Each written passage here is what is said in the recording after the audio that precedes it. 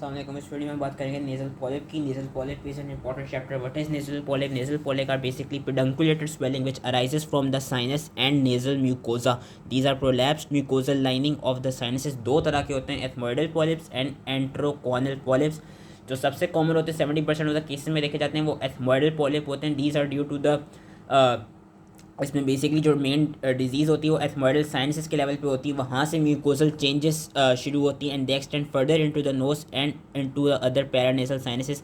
Maxillary sinus देखा जाता है कि ये इसमें अफेक्ट कर दिया जाता है बाद में compare to frontal and sphenoidal sinus. और एथमोइडल साइनस तो ऑब्वियसली साथ में वो वही होता है अफेक्टेड, क्योंकि उसी से डिजीज़ अराइज कर रही होती है। पॉलिप्स कहाँ से अराइज करते हैं? Polyps basically uncinate process bulla ethmoidalis ostium of the sinuses and the medial surface of middle turbinate से अराइज करते हैं।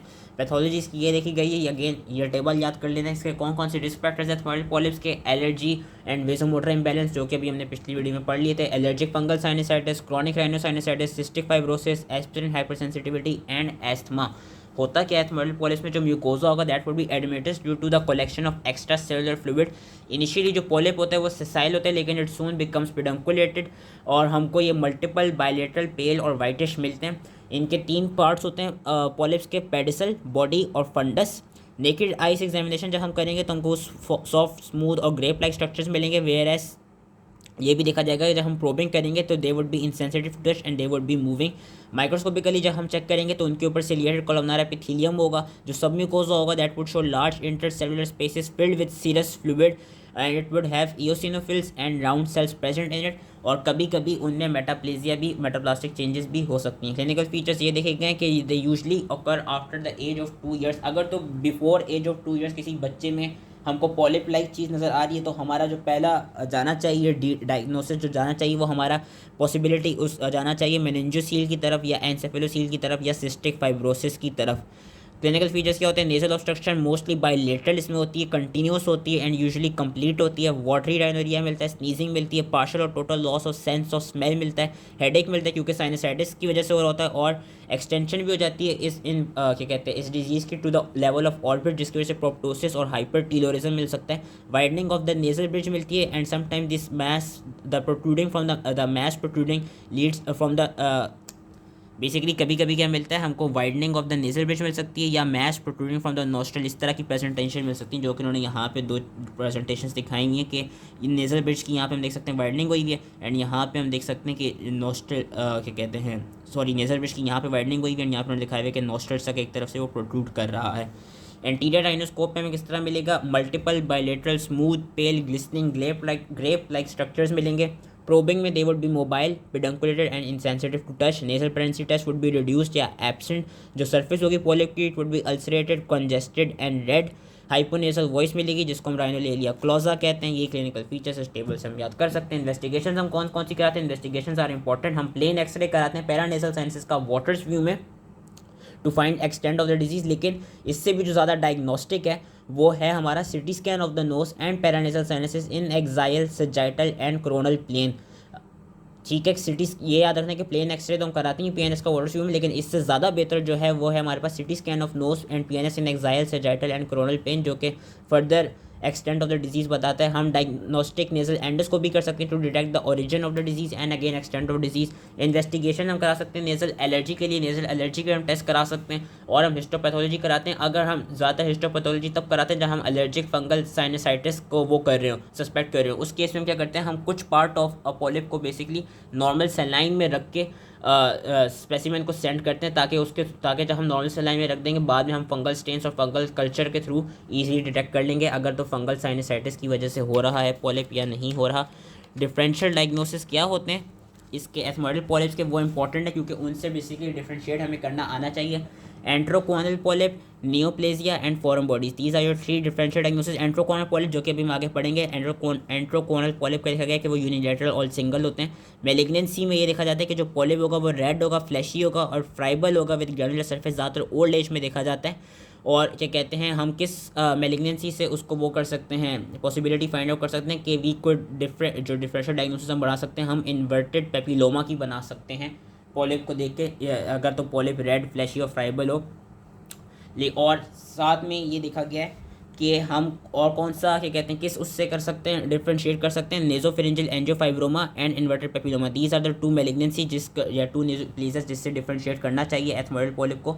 जो इन्वर्टेड पेपिलोमा होता है वो ज़्यादातर ये देखा गया कि उसमें यूनिलेटरल केसेस मिलते हैं हमको, जबकि मैंने एथमोइडल पॉलिप का बताया कि बायलैटरल केसेस होते हैं।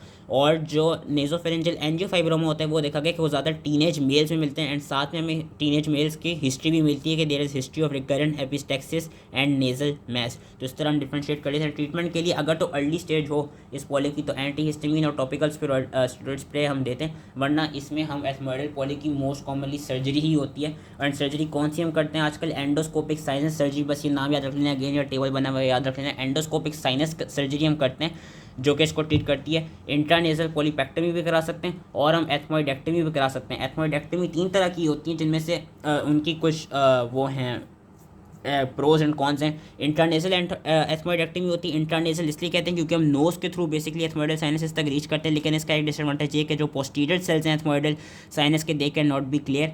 ट्रांस एंट्रल एथमोइडेक्टमी में हम मैक्सिलरी एंट्रम के थ्रू एथमोइडल एयर सेल्स में रीच करते हैं। इसमें ये हम तब करा रहे होते हैं जब मैक्सिलरी साइनस भी अफेक्टेड हुआ हो, जिस तरह मैंने पीछे कहा था कि एथमोइडल पॉलिपाई में maxillary sinus has more chance of getting affected.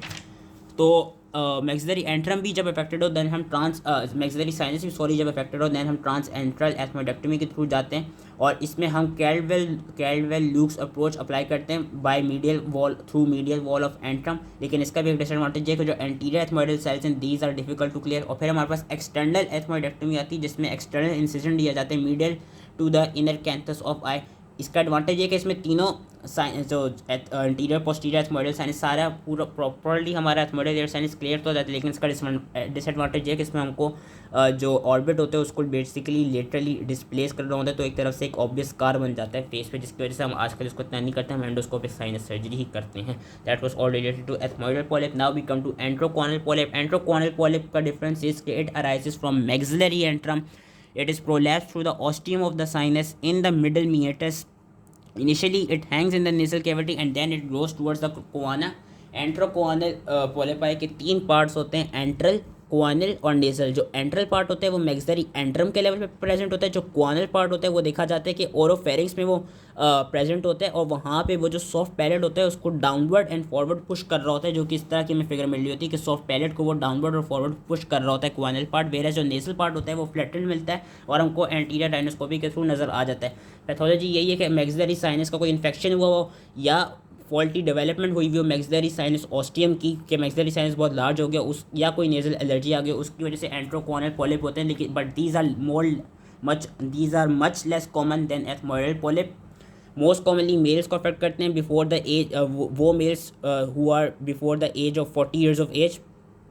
और ये देखा जाता है, इसका डिफरेंस ये है कि एथमोइडल वाले बायलेटरल थे, जो एंट्रोकोनल होते हैं ये यूनिलेटरल होते हैं, बहुत रेयरली बायलेटरल होते हैं। इनका भी रेस्पिरेटरी एपिथेलियम इन्हें कवर कर रहा होता है। लेकिन सब म्यूकोजा में ये डिफरेंस देखा जाता है कि सब म्यूकोजा तो उनका ग्रोस्टेडिमेटस होते हैं पर उसमें इओसिनोफिलिया नहीं मिलता। हमने एथमोइडल में पढ़ा था कि एथमोइडल वाला जो सब म्यूकोजा था उसमें इओसिनोफिल्स भी मिल रहे थे और राउंड सेल्स भी मिल रहे थे हमको। Clinical features unilateral nasal obstruction, अगर तो बहुत लार्ज हो तो जो क्वेनल पार्ट होगा वो क्या करेगा, वो बायलेटरल नेजल ऑब्स्ट्रक्शन कॉज कर देगा।